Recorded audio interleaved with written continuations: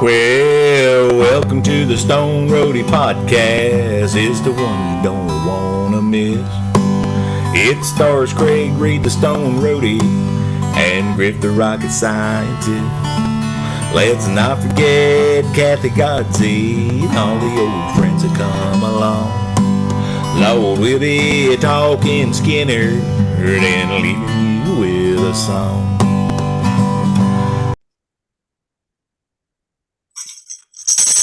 Alrighty then, looky here. We're getting close to 100 here.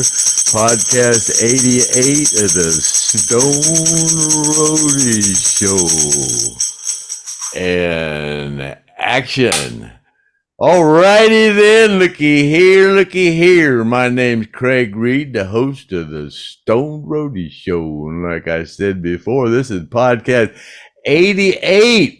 And this is my co-host, Mr. the Rocket Scientist, Mr. Griff Martin. And here I am over here on this side over here.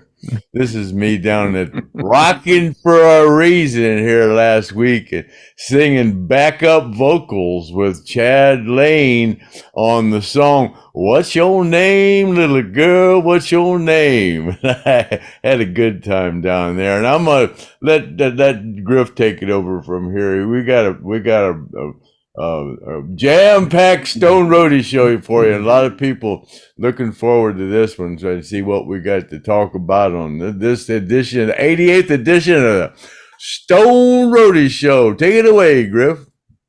Yeah, welcome to the Stone Roadie Show. Yeah, it was a great Rockin' for a Reason event. You guys that didn't go, man, you really missed something. But anybody who wants to check out what was going on there, you can go on YouTube, and there's all kinds of video on YouTube. The full concert, I believe, is on there. You can go on there. And if you want to go to the Griff Martin files, there's some stuff on there too that I shot. And but I wanted to take some time to go over some things. Got some things I wanted to talk about. The first thing I wanted to mention was there's a couple people I want to give a shout out to, Lori Shoemaker and Kelly Mack. These are a couple people, they wanted to go to the show, and somebody asked me to give them a shout out. They're big, huge supporters of the Stone Roadie Show. So Lori Shoemaker and Kelly Mack, thank you for all your contributions and everything. Another thing I want to talk about is Mark Howard. A lot of people concerned he wasn't able to make it to the Stone Roadie Rockin' for a Reason event, and we wanted to give you an update on his situation. He's going for surgery on the 8th of this month, so let's send some prayers out to plane crash survivor Mark Howard. The 8th, he's getting some arteries cleaned out and things, trying to save his leg. And these are all, related to the plane crash. And so that's another thing I wanted to mention. And then we've got, I wanted to thank Kathy Keeble for going by and picking up Paul Welch. That was quite a feat. She had to drive out there and get him, but we had to have him there. And, he's not in very good shape. So, it was quite the trek for him, and Kathy went and got him, and she supported him, helped him out, brought his sister along too. And you guys stick around at the end after Craig and I get through with our jibber jabber. We're going to do an on the road with Griff Martin, and that was at the event. So there's a 2-part. This is the first part, and the second part we'll bring you next week because there was a lot of video, and we want to give you as much of that as we can. So thank you, Kathy Keeble, for picking up Paul Welch and bringing him down. And then Karen Weber, I'd like to personally thank her for all that she does. She runs a bunch of admin. She's admin for a bunch of fan sites, and she brought a lot of people to the concert. She did a lot of stuff with the auction, and I'd like to thank her. Paul Conley, I'd like to thank that guy for providing a bunch of stuff for the auction, as well as Karen Weber. So I want to get these things out of the way. And then everybody that attended it, everybody that was there and contributed to it. There's so many people, I can't thank them all, and I would go over and name every one of them, but you guys know who you are, and we appreciate you. And of course, we like to thank Craig Reed for being such an awesome guy and having the Stone Roadie show and supporting all of this. And so we had a lot of great things going on there. We had 3 news stations. We had Tom Wills there. I got video. I did an interview with Tom Wills. That's on this tail end of this podcast. That was a really cool thing. And a couple news stations interviewed Craig. And what were some of the questions they asked you, Craig, on that interview? Well, wanted to know why we started doing this after 50 years it took to start up something to support the survivors. And I just kind of started up and said, well, as far as I started doing it, my son Chad kind of got me involved in to start from the beginning. My son Chad got me involved in Facebook because he said there was a lot of people on Lynyrd Skynyrd fans on there that had all these fan sites and stuff, and had but a lot of were confused about a lot of stuff that were going on, and wanted me to go on there and kind of straighten things out. And I got on there, and people were kind of more or less saying I was full of shit. I didn't know what I was talking about. Who the hell was I? And kind of find out, Chad kind of set me up because he'd been through the same thing. So I just said, I'm not dealing with this stuff. And so, these couple of these characters kept bashing me, and I kept going, man, just leave me alone. I don't want to be involved in any of your stuff. So they wouldn't leave me alone. So we kind of found out some stuff about them, and they're no longer around any of the member sites or anything. They were some weird characters, but anyways, where was I at? Yeah. So then people, I kept getting thrown in Facebook jail, and people just kept knowing me as that guy keeps thrown in Facebook jail. So then there was a lot of books came out, and my name kept getting mentioned. They go, well, that Craig Reed, he's that guy keeps getting thrown in Facebook jail. So I got back on Facebook, and they said, yeah, you're that guy that was scared. You're the guy that keep talking about, why don't you write a book? I said, man, I ain't writing no book, I said. And then people started asking me to do a podcast, so I agreed to that, and I got the equipment and stuff. And then the guy got COVID. It was a Music Explorer magazine. So then he kind of had lost contact with him. And then I've been talking to Griff, and Griff said, he said, man, people have been asking me all kind of questions to ask you like that, and then he said, man, I got a camera and a microphone. He says, heck, why don't we just do something just on Facebook to just appease people? So we did 3 or 4 things on Facebook, and then it kind of rolled over onto YouTube. And then people kept going, God, this is really great. You guys are going to make $1 million on this podcast. What are you going to do with the money? And we just got, hey, if we make any money on this, heck, we'll just give it to the survivors that kind of still need help from this, So that's kind of where this all started. And since we're talking about the survivors that are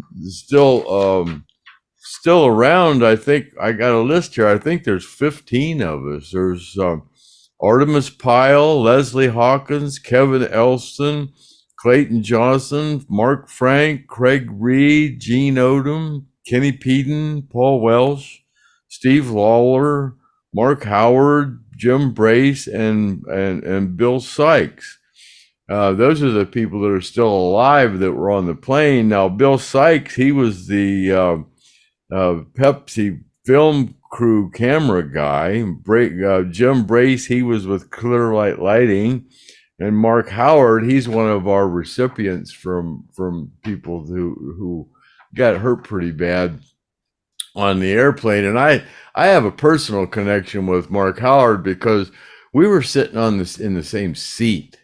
and he's had a few hip surgeries and stuff like that, and we were sitting in the same seat, and he got, hurt a lot more severely than I did. And like, if you heard of some of my other podcasts, I said that I kind of got on the plane last, and I was kind of still hung over, and Mark kind of slid over on the outside of the plane, uh, and I took the aisle seat, which was the safer uh, seat, and he got his hips and stuff messed up because he was on that outside seat. But I still can't figure out how we didn't end up in that same seat. I don't know, because I was unconscious, but from what I understand, we weren't even in the same seat when they found us. And then Steve Lawler. I have some interesting stories about Steve Lawler. He was uh, uh,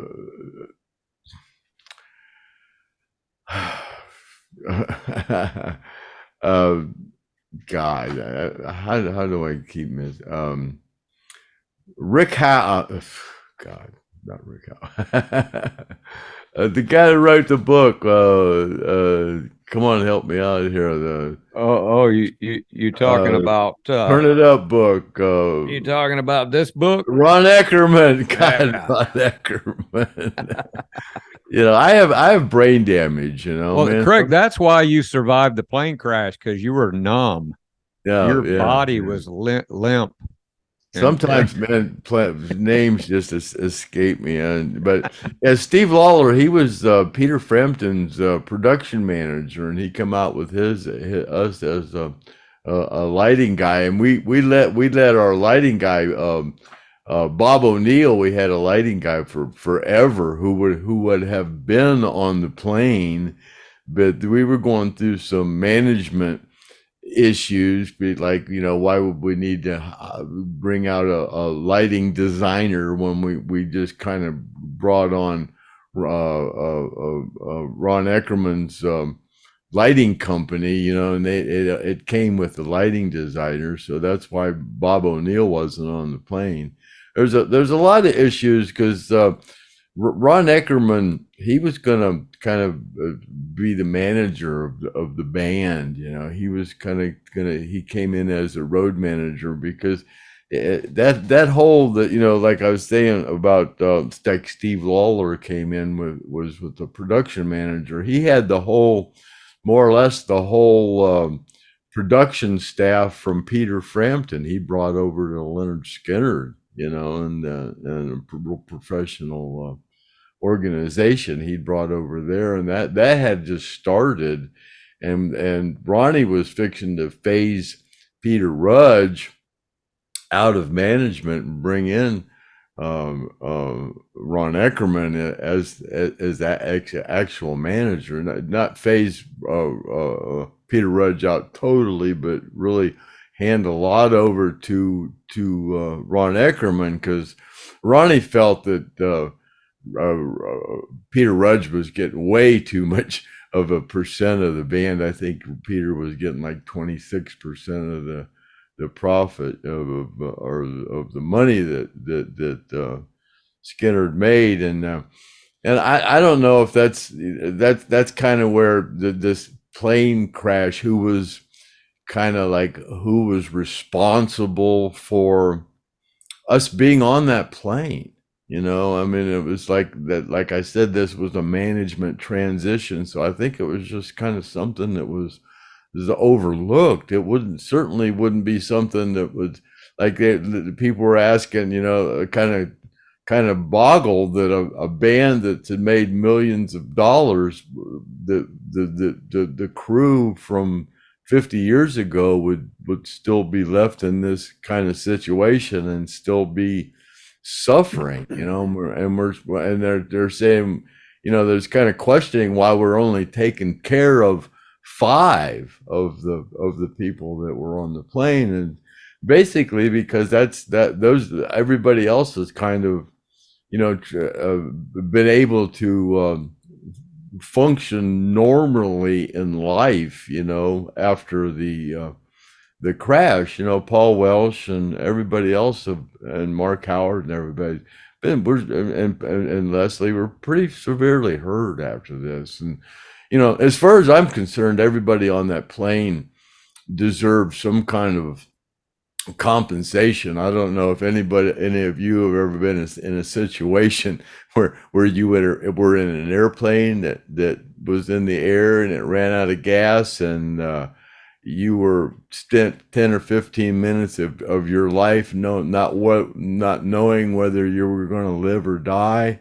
It's kind of like something you don't want to go through, trust me. I mean, I kind of have told people that I didn't really go through that because there was never a time when that happened to me that I feared death, although I probably should have, because my odds were just as good as any's. But I didn't actually go through that. Other people said they were scared to death. I was kind of going, this is going to be like Mr. Toad's Wild Ride. We'll just belly slide this thing into that pipeline and knock the wings off, and wondering how we're going to get out of there, But that ain't what happened. But so I didn't go through that whole 10 minutes of wondering I was going to live or die, but went through a couple minutes when the trees started hitting the bottom of the plane. I was kind of.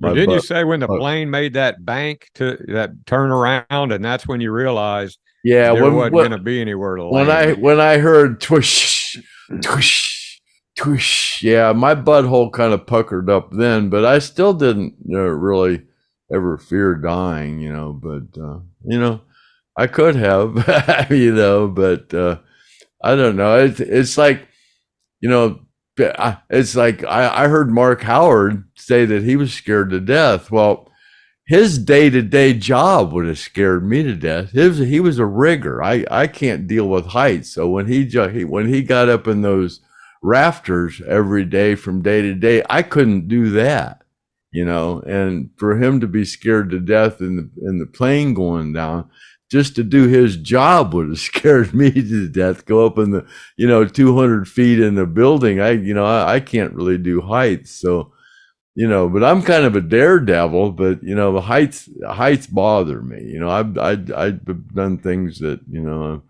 I didn't know if I was probably going to live or die when I ended up on the other side of what I was doing. But, but some of us are just, I guess that's a daredevil in you or whatever.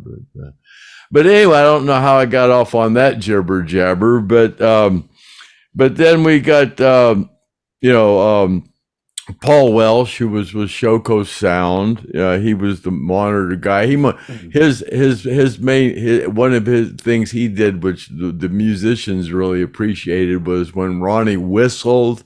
Nobody ever thought about turning Ronnie's whistle down in the monitors. So when Paul came aboard, he kind of turned that whistle down. Alan really appreciated that. It was pretty loud coming through those monitors. And then Kenny Peden, he's another one that kind of he's not needing any help from us, but he's another one that kind of went through kind of a traumatic experience because he was sitting next to Cassie, and he's the one that said that Cassie he changed seats with Cassie or whatever, and then Cassie stood up to see where they were in the plane, and had they not changed seats, I guess Kenny had a window seat or whether she stood up because she couldn't see out the window, and she stood up at the same time the plane had crashed, But then Gene Odom did security, and then I was a guitar roadie, and Mark Frank, he's another recipient. He was a drum roadie, and Clayton Johnson, he doesn't need any help, and Kevin Nelson, he doesn't need any help. And then Leslie, the honkette, she got hurt, pretty bad and stuff. But then Artimus, he's still the drumming and doing pretty good. But from what I understand, them injuries from that motorcycle crash that he had back in 1980, he's having some issues with his leg. He goes through some pain. So but like I said, if it was all possible, I don't think any of us was on that plane should have probably ever had to work again. If it would have happened today, I don't think anybody that was on that plane would ever had to work again. But today's a different day, and I'm not blaming anybody for not, doing anything until now. But today's a different day, and I just glad that all this came about, and we started this YouTube channel, and we're able to help, and now people are stepping up to the plate. Now I've had people after I got home, and I didn't put up this picture of Leslie here, accepting our $1,000 check. And since people saw that, they have one lady said she wanted to match that, and she's going to start donating making a monthly donation. And we've had a few people say they've been wanting to step up and make a donation. And while I'm thinking about it, my buddy Jim Folds, his wife Jean, just had a double vasectomy, and the day of we had the ROCKIN for a reason. She went in for reconstructive surgery. Jean, her AKA Rooster, we're just gonna send a shout out to you, and we wish you could have made it, but we'll see you in Mississippi on October the 20th when we go down there for the convoy, for the Stoned Roadie, for the monument thing. We'll be going down there in the convoy. And God, I forgot where I was at, all this jibber jabber, and I think I covered a little bit of stuff. I don't know. Yeah, so basically what Craig's saying is that the money, the funds that are going out are to people that really need it, and pretty much everyone's been contacted. But if any of the plane survivors that may be watching this or whatever feel like that, they need it, and certainly if they contacted us, we'd get it to them, right, Craig? I mean, yeah, I think we got in touch with most everybody, and everybody said, they were cool, that they didn't need anything, and give it to and don't be fooled by how good Leslie Hawkins looks. And she's a very pretty lady there in that picture, and she was injured significantly and suffers with a lot of pain these days and things, and and she did not want to take that check, but we kind of forced it on her a little bit, but graciously she took it. She's such a sweet lady, and she thanks everybody that I was told from somebody that is in contact with her, that she thanks everyone for all their support, and she really needs it. The other thing too is I don't know, it looks like I've got an unstable connection. Am I doing all right, Craig?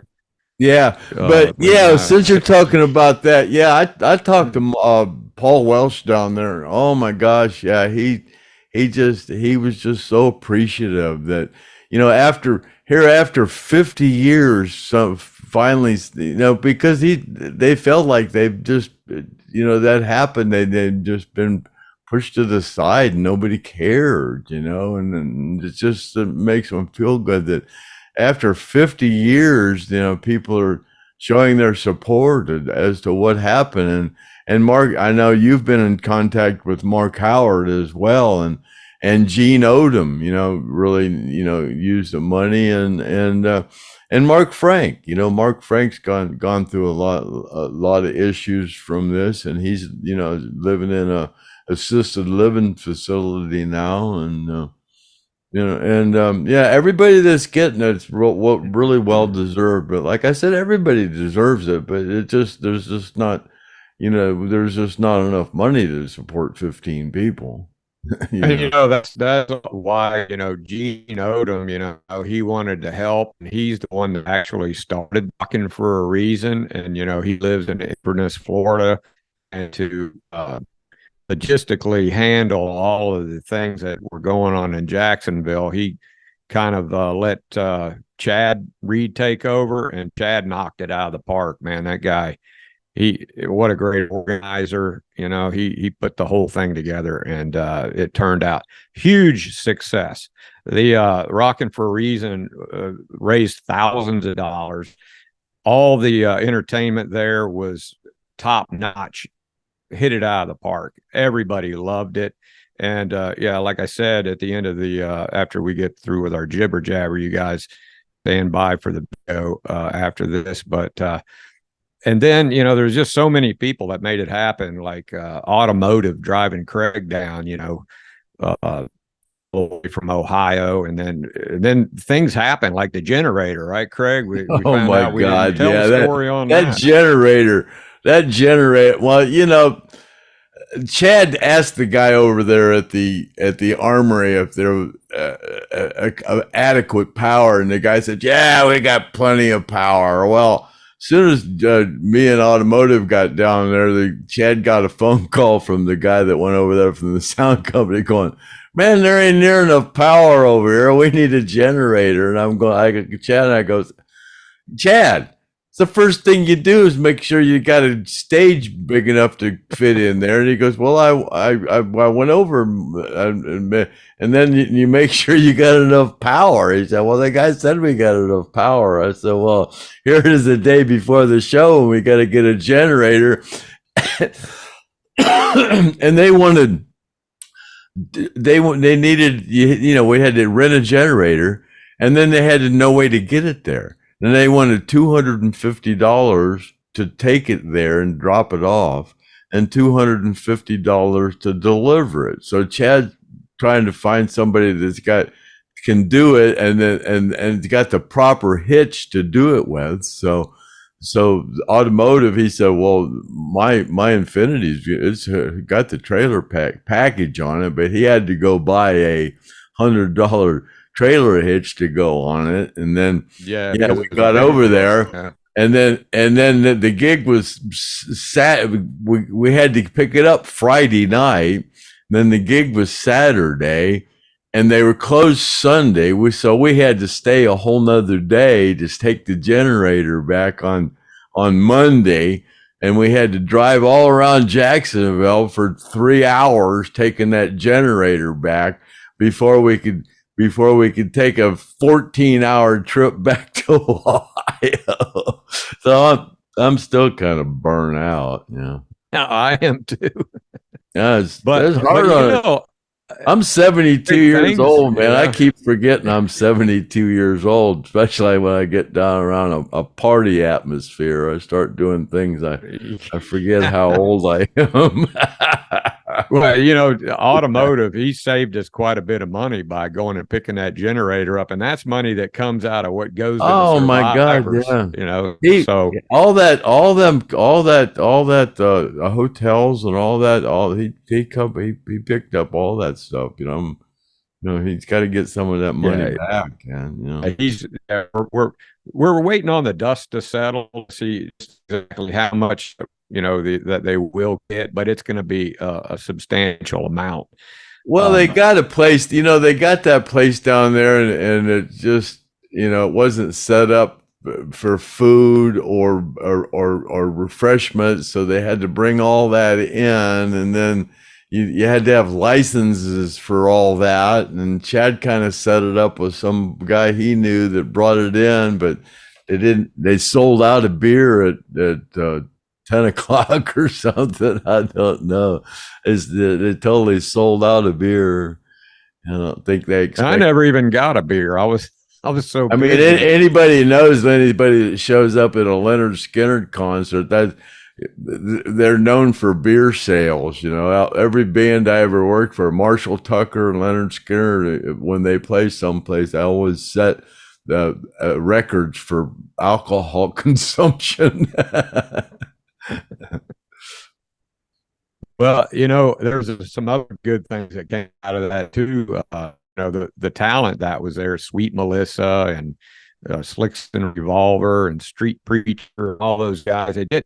They did a phenomenal job. One of my favorites is a Sweet Melissa. I think she got an incredible voice. But then when Seda was singing Getaway, that thing's kind of viral. And she's such a young girl, and then you got Savannah playing bass, and then you got those two young Zach and Nick on the guitar, and then you look over and you got Derek Hess drumming, and it's like, wow, this is Rossington Collins right here, pretty much. And then of course, Brandon Miller in the back there with a 3-guitar attack.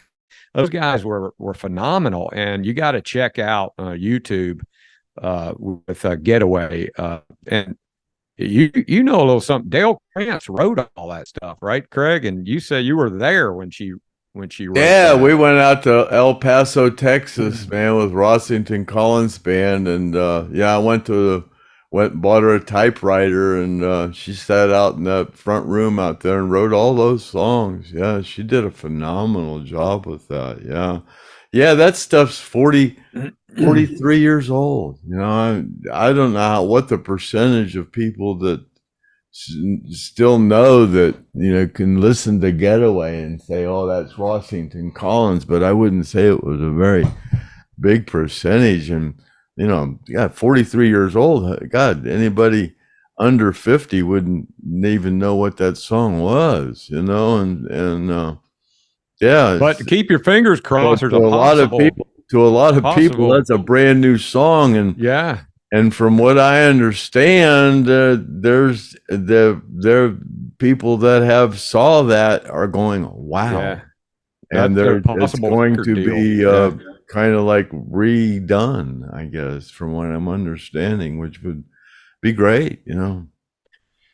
I mean, and Zach is such a phenomenal guitar player on Gary's parts, and then Nick, you watch the trail in here, because I was at their practice session and I videoed the whole thing. There's several different versions, but I was in there with my Zoom camera, and I was able to to get close and personal and intimate in that practice session, and that's all at the tail end of this podcast. Make sure you stick around for that. Yeah, you got some great shots of Zach and Nick doing guitar solos, and Savannah and Derek Hess. You got some real close up stuff with Derek. Yeah, we really thank Derek. Yeah, it was great seeing Derek. He and I had some real reminiscing conversations about the craziness of Rossington Collins and Alan Collins and all that insanity back then. Yeah, it's pretty wild. And those survivors, they were all pretty busy. I didn't bother Derek Hess to get an interview because he looked like he was real busy, and I wanted him to stay focused. But we got plenty of footage of him drumming. And then, of course, Mark Frank, Mark Howard, Paul Welch. I got an interview with Paul Welch, but we've got all the other guys, in another podcast. We never had Paul Welch, so we got him. I got an interview with Tom Wills. Tom Wills, Channel 4 News, was at the crash site, and he's been to Hell House and things like that. And Craig and I got him and Craig together in a little interview there, so that's pretty cool. And he's the first time he ever met you, right, Craig? Yeah. Well, I think I talked to him one other time. I'm not. I think I did. I'm not sure.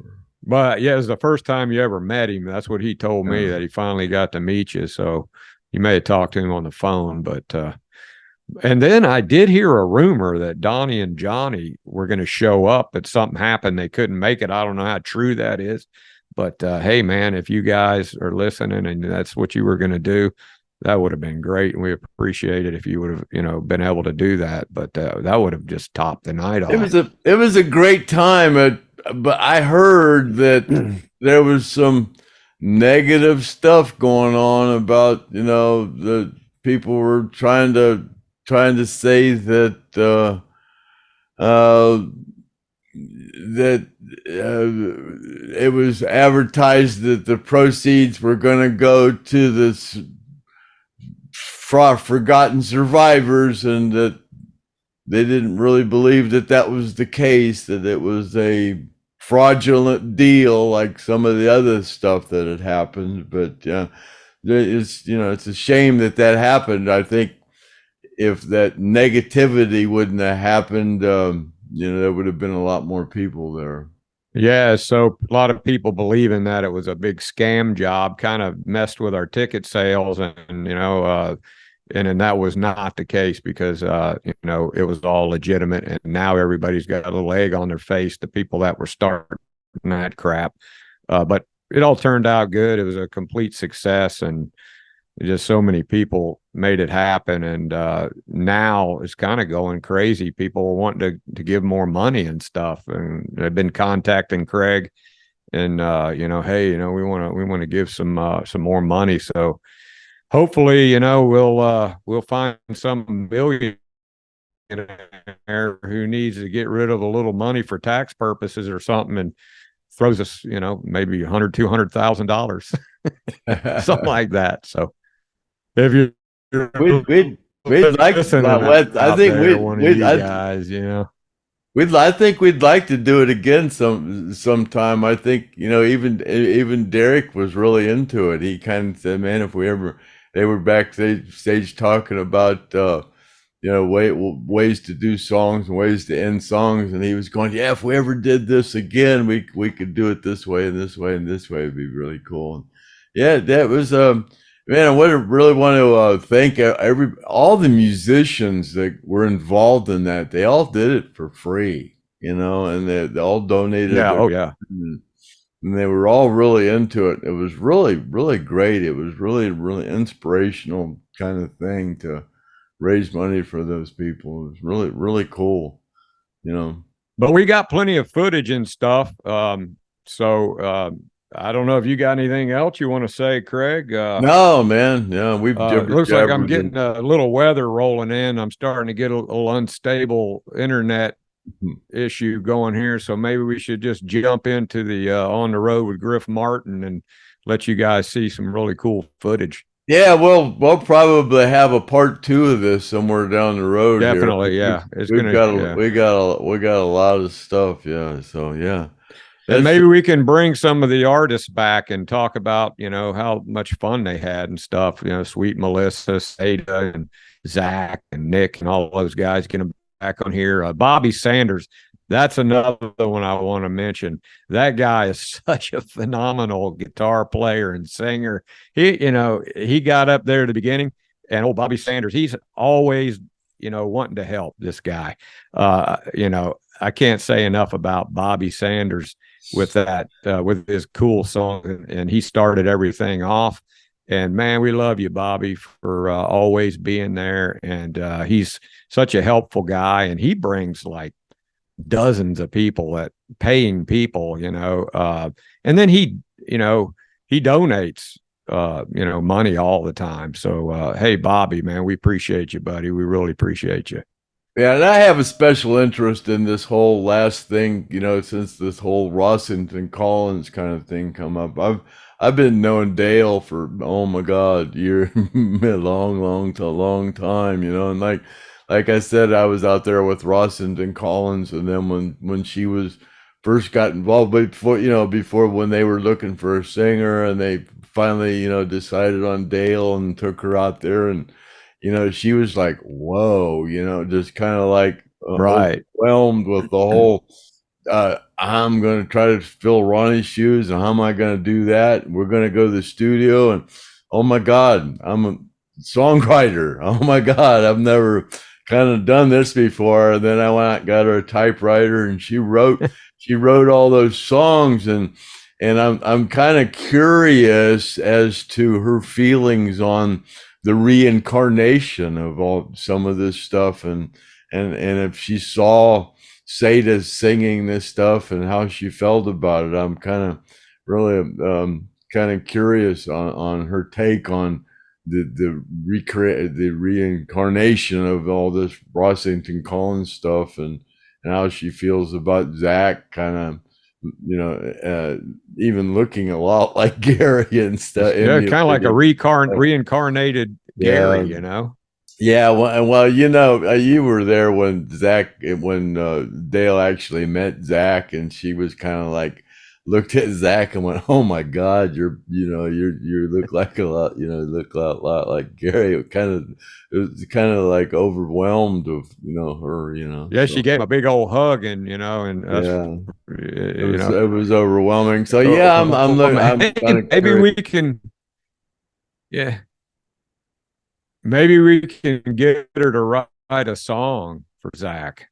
For a new song. Her and Gary have been trying to write and writing. They did the Rossington band, and then I think during the last few years of Lynyrd Skynyrd, they've been secretly writing together. So she might have a catalog of stuff that her and Gary worked on. It's hard to tell. Well, she definitely a great songwriter. I had no idea. Yeah, she's good. Yeah. But all right, Craig. I think we should wrap it up, huh? Let's wrap it up. Yeah. Okay, then. Happy trails to you until we meet again. Happy trails to you, and keep toking until then. And may the good Lord take a liking to you. And if there's anybody we forgot to thank, we're sorry about that. I tried to go over everybody, but I might have missed somebody. But send me a note, and I'll put it on the next podcast. Thank you, guys. Alrighty then. So I guess we're out of here, and.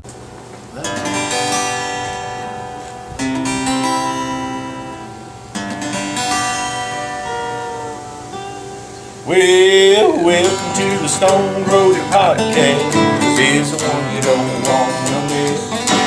It stars Craig Reed, the Stone Roadie, and Griff, the rocket scientist.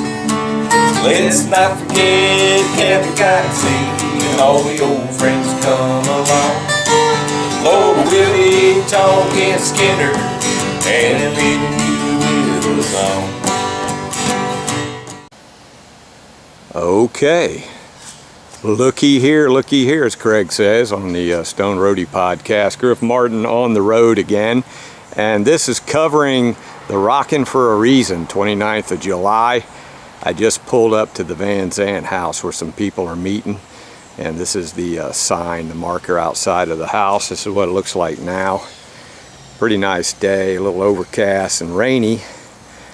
But this is where Ronnie Van Zant grew up, and this is the house. And as Gene says, it's not really like it was then because there's some additions to it, but for the most part it's the original home, and they're in the center, I would say. And there's some pretty cool people inside, so we're gonna go inside and have a chat with one of the plane crash survivors, so we'll see you then.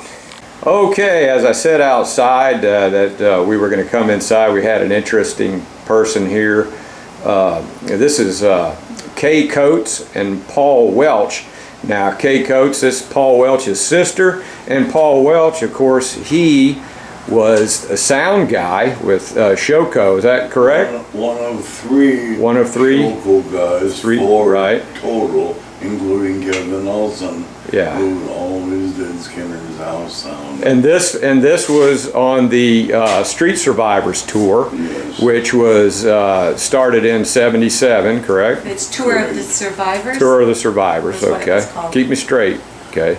Yeah. And so then you were on the plane when it went down. So. Yes, I was. So this is an interview that we're doing, taking advantage of talking to Paul Welch, because he's going to be a pretty busy guy when the concert comes about, and he's going to be signing a lot of autographs and talking to people, and people want to come meet him. And we're so glad you made it, Paul, because we were hoping that we could get you down here. We knew it was a long distance for you, so yeah, thanks to Kathy. Yeah, Kathy Keeble came by and got yes. you, which I knew a lot of people were gonna try to come get you, but it looked like she ended up. Yeah, she was able to swing down to Nashville, Yeah. pick me up and drive me here, and has arranged for us to stay in Ronnie Van Zant's old childhood home. And Yeah, and this is the porch right here where Kay's sitting, and that's not the exact swing where Sister and Lacey sat, but it's the exact spot, I would say. But so Paul, how have you been doing lately?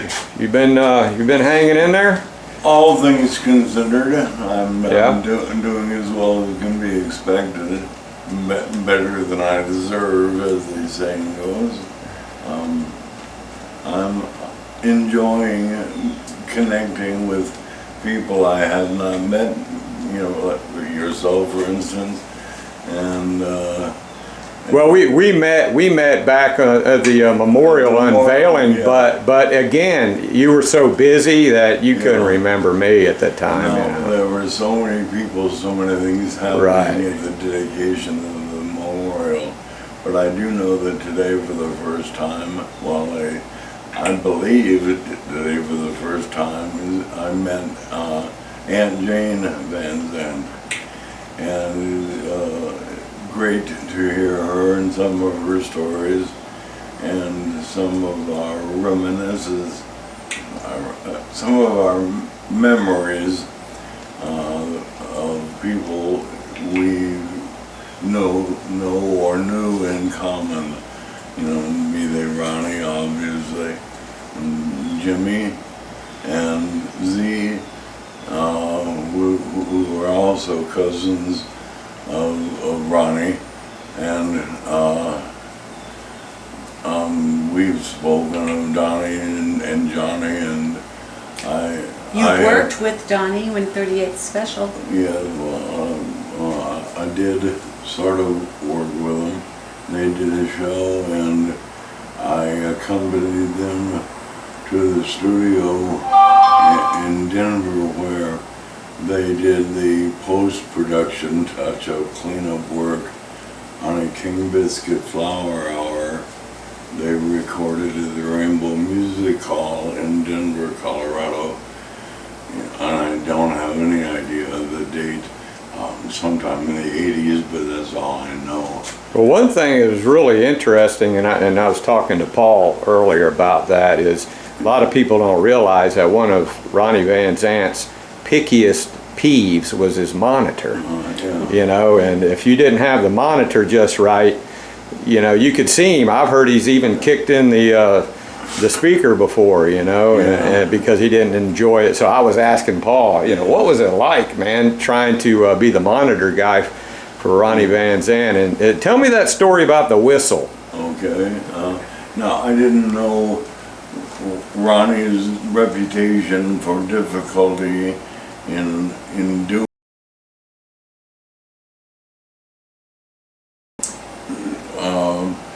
I noticed what we did on this tour is one sound check. Didn't do them at all the venues.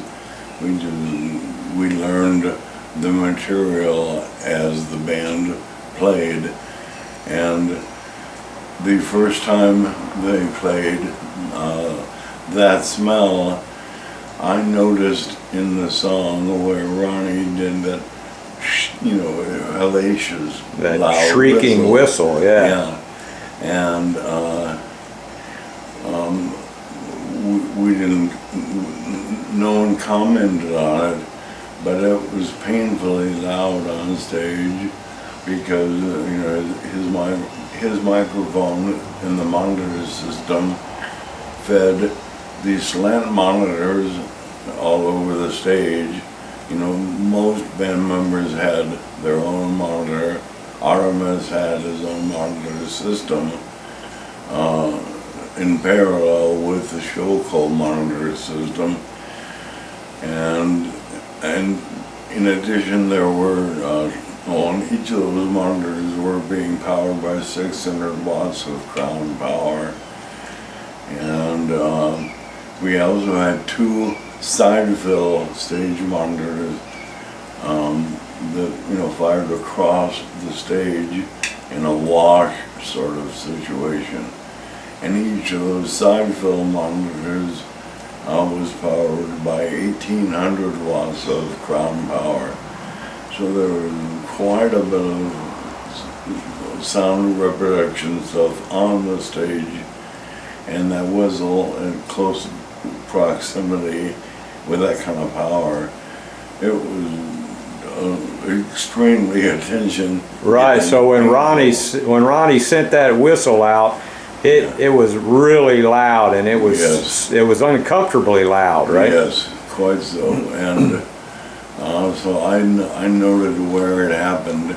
So that night when we did the first show, or maybe it was the next night we did the show, I don't recall. In any case, the first show after that sound check, I noticed where that whistle was, and I spoke with the head show co-engineer on that tour, Don Kretschmar, and we agreed when that time came, I turned Ronnie's microphone off on the stage, so that whistle was not amplified, picked up by any of the, or was not reproduced by any of the monitors on stage. The two up by the Honkats, the one is at the feet of Leon, Gary, Belly, Allen had monitors at their feet. Artemis had 4 Bose 901 loudspeakers on poles on his drum riser. We turned off that whistle in the monitors, and the band could hear the whistle acoustically over that 40-foot wide stage probably, but and could also hear it echoing through the mains that was trained on the audience, but there was no painfully loud whistle coming at them on the stage. And I recall the look of bliss on Alan Collins' face when I shut them off. Alan just looked so pleased and grinned a massive beaming smile at me. And I later found out that Ronnie appreciated that, although we had never spoken about it. Yeah. But it was something they really appreciated. And, well, think about how many years he'd been doing that until you came up with the idea to. Well, I don't know that I was. Well, I'd imagine. Engineer, yeah, I was. They all knew when that whistle was coming too, but yes, they didn't look forward to it. Yeah. Right. Well. Was it as easy as just flipping a switch, or did you have to turn things down? In this case, it was just turning his microphone off.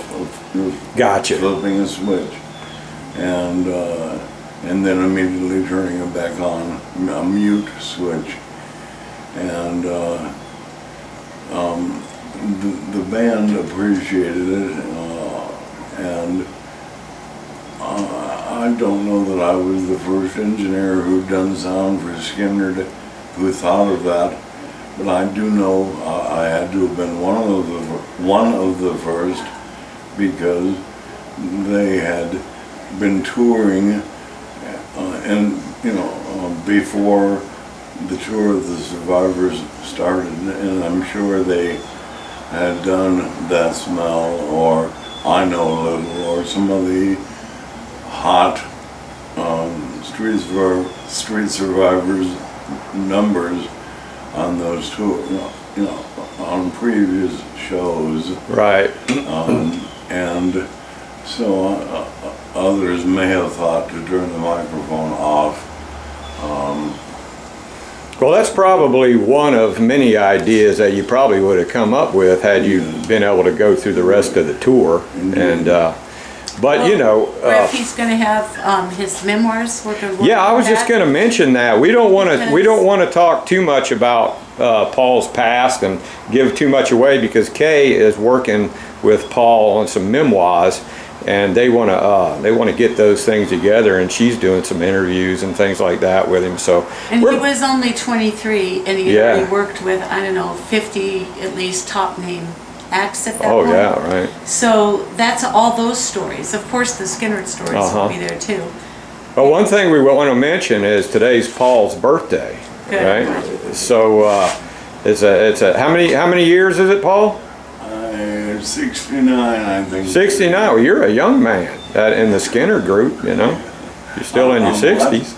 A young man still. If you're a band support for Lynyrd Skynyrd, I mean, most of those guys are up in their 70s. Well, you know, Paul, we appreciate you coming down. You know, and we're looking forward to this concert, and we want to go visit with all the other guys, and you get to even see, of course, you know, Dwayne Easley, he's going to be there, you know, the guy that got you off the plane, and all the people that helped him, and which is a great reunion, right, Kay? In fact, Dwayne, I'm not sure he was the one who pulled me out of the plane first, and probably was. Yeah, he had some people helping. Well, actually, he wasn't inside the plane. He was one of the few people that was outside of the plane. Oh, so you ended up outside. I was able to clear that up for him when we were down Like there. I was trying to say, it was Dwayne's dad, Percy, who may have been, we don't know, he may have been the one who pulled me from the plane. But Dwayne was there at that time as well, and could have been, I don't know. He's a hero, you know, the guy's a hero, you know. Indeed. Yeah. And I know that I went back to the crash site in 1984, I believe it was. No, it was 81. Yeah, it was 4 years after the crash. Right. So it was 81 I went back and found the site and sat there, and it sounds cheesy perhaps, but myself and two friends, Brett and Stacy Richardson from Baton Rouge, who had tickets to that show and were looking forward to it when we crashed. On the anniversary in 81, we went back to that swamp and played it, a tape recorded, you know, a copy of Free Bird, and it was a sad moment. But yeah, it's kind of like a tribute that you did, an on-spot tribute and there. Sort of, several things happened at that moment that were rather good. Since I had woken out of my coma, I had stuttered terribly. I was frustrated any time I tried to speak, and apologizing for my stuttering only exacerbated that problem. But at the time of, you know, at 6:47 p.m. Central Standard Time, October 20, 1981, in that swamp with Brett and Stacy drinking Jack Daniels and playing the tape, I no longer stuttered. Wow. So it kind of gave you as normal people do, as I've done several times in this interview, I occasionally stutter, but not continually, not in a way to minimize my speaking ability, I guess. And also at that time, prior to that, the last memory I have before the crash was when I saw the starboard engine burst into flames. And since that crash, a lot of memories have returned. about what happened in the last moments of that flight. And in any case, after we had sat and cried and drank Jack Daniels and listened to Skynyrd, tried to get out of the swamp, and somehow you miraculously got healed with the stuttering. Yes, with that and memory loss and the like. And we stood up and couldn't see your hand over your face. It was totally pitch black. Yeah. And so we took unnecessary clothing, you know, socks, whatever, wrapped them around twigs, lit them, and had torches we used to see out of, you know, see in the woods to try to find our way out. We're hollering and trying to get out and couldn't find our way. So that's kind of like something that I guess Dwayne experienced, maybe, huh? And the guys that were helping him. When they came to help us, yes. As I understand it, shortly after the crash itself, a National Guard, I think, helicopter. No, that's a whole different story. Okay, You've got that part mixed in up. any case, at some point there was a helicopter hovering above us at the time of the crash with a floodlight. But Yeah, that's the only reason they were able to see. Yeah. Right. I was unaware of that at the time. So Paul, going back to. I haven't finished this part. Oh, okay. I'm sorry. Go ahead. After being lost out there with my friends Brett and Stacy, hollering, trying to get out, Percy Easley, Dwayne's dad, found us and pulled us out of the swamp, took us back to his house and sat us down and helped us get our bearings and our heads together. Would you say that was somewhat therapeutic to you to go back out there? It turned out being in that I had not only lost my stutter, but had regained many memories, and you know, I had experienced that cathartic time with, you know, a couple of good friends. Right. Yeah. Jack Daniels. You know, Not something you'd want to go through by yourself, right? Not particularly, no. Well, let's move out of that discussion and talk a little bit about what's going to happen at the concert. So, from what I understand, there's going to be a lot of cool bands playing there, and they're going to have you guys sitting at a table, and there's some VIP tickets, and people are going to get some T-shirts and posters and things, and come by, and they're going to have you guys sign them, and so we're looking forward to a really good show. And what better way to celebrate a birthday, right, Kate? Right. I get to see my brother. 69 years old, Paul Welch, plane crash survivor, you know, the guy's still doing okay. I mean, he's not a spring chicken anymore, but, you know, he's got some injuries, he's got some things going on, but that's what we're trying to help him here. So, Paul, we appreciate it, man. We don't want to drag too much stuff out of you and ruin your memoirs, man. Well, it's not only that, it's just somewhat, it was starting to get kind of tense. You know, I can tell. I've talked to a lot of these guys, you know. And you reach a point where right, and it's not good anymore. But we appreciate what you told us, and that's a great story about Ronnie Van Zant. You know, the last time we were together for his birthday? Yeah. It was in 2014, and I surprised him. I said, I'm taking you out to a restaurant.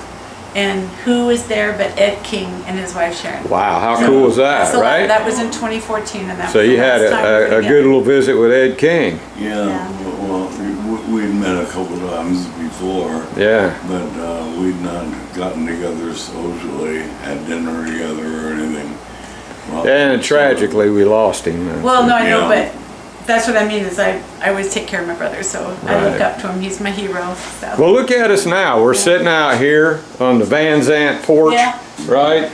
Talking about old times of Lynyrd Skynyrd, right where Ronnie was probably running around with his baseball bat and little glove, or his, you know, his little stick horse or whatever. Well, and Donnie and Johnny too. You know, and Donnie and Johnny, you know, so it's a long time ago, but we're celebrating Paul's birthday here, and we're going to have a great concert. So hey, thank you guys for your great words and your stories and things like that. And we're going to look forward to this concert, and we hope that the podcast viewers enjoyed this as I'm sure they did. So thank you very much. Thanks, Chris. Thank you. See ya. Okay, look who we have here. We've got Brandon Miller and Zach Lane in the Van Zant house. And Zach's doing a little picking and a little grinning. I think he's even playing the keyboards at the same time. I don't know. Are you? How was you guys' drive? Pretty good. Pretty good? A lot of traffic, Brandon? Not coming from Mississippi, no. I know they hit some traffic from Virginia. It's terrible in Virginia. Are you guys your fingers all limbered up and everything? Yeah, we're ready to go. Ready to go? You got your vocal cords all tuned up? You do a lot of singing, man. So, you know what I mean? Yeah. So what do you guys think, man? It's gonna be cool, huh? Yeah, we're staying at was it Bay Meadows? Yeah. Comfort Suites in Bay Meadows, I believe. So, All right. Well, I'm gonna be getting back with you guys. I just wanted to show everybody. Here they are. Zach Lane, Brandon Miller in the Van Zant house. Break one out. Break one out.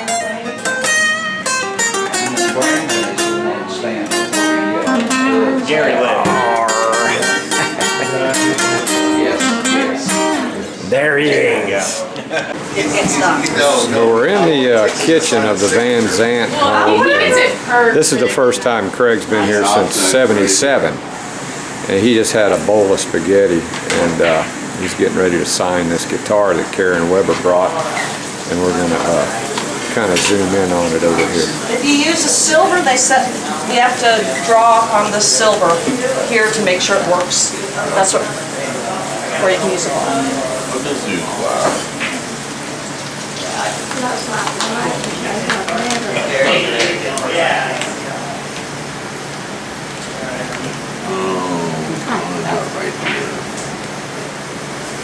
That way I can put the G right down in there. No, I can't do that. Kind of reminds me of Joe Biden trying to sing.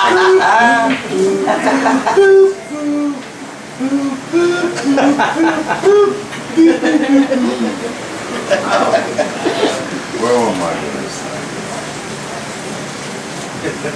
This could take a while, folks. Don't get nervous, Craig. We don't want it to look bad. Almost right, right? What do you think of that, Savannah? What do I think of what? The signing? What Craig's doing? He's just... Oh man, he's making it look real nice. There we go. Let's zoom in on that. Craig Reed signing a guitar, and this is for auction, right, Karen? Huh? At the Van Zant dinner table.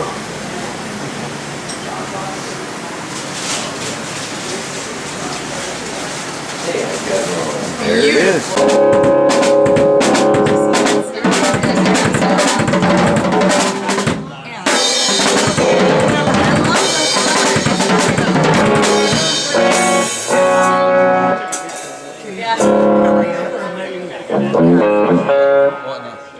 Yeah, you were.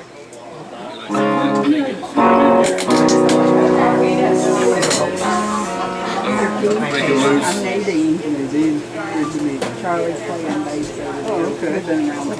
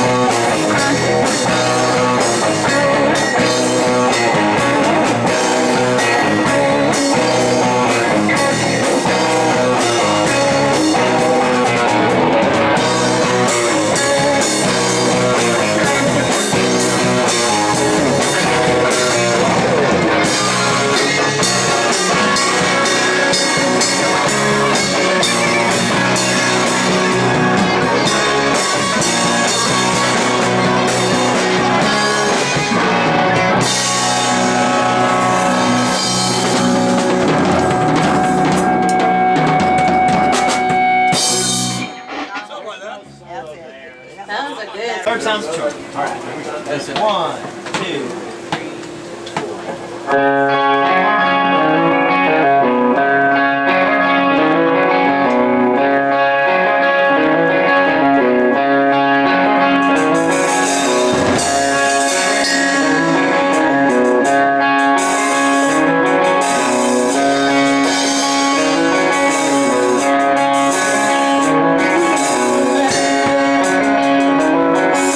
Smile.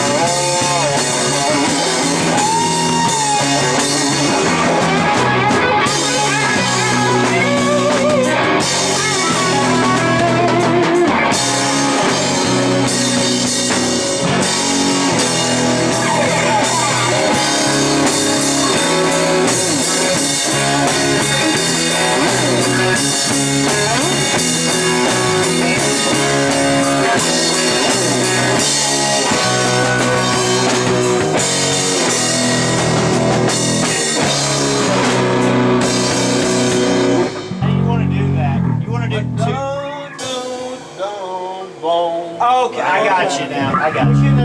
Twice. Yeah. Breakdown. Okay. I didn't hear that in my head. I got you. Cycles around twice and then last one just